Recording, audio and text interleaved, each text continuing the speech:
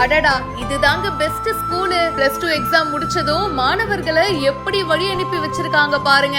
Juniors எல்லாரும் சேர்ந்து சீனியர்ஸ்க்கு சிறப்பான மரியாதை கொடுத்திருக்காங்க. இந்த வீடியோ இப்ப சோஷியல் மீடியால வைரலா போயிட்டு இருக்கு. ஸ்கூல் லைஃப்ல நம்ம இருக்கும்போது என்னடா இது, எப்ப பார்த்தாலும் கிளாஸ் டெஸ்ட் எக்ஸாம்னு வச்சுக்கிட்டே இருக்காங்க, எப்பதான் இது முடியும் அப்படின்ற மாதிரி நம்ம இருந்திருப்போம். ஆனா இப்போ பயங்கரமா ஃபீல் பண்ணிருப்போம்ல, மறுபடியும் ஸ்கூல் லைஃப்கே போக முடியாதான்னு.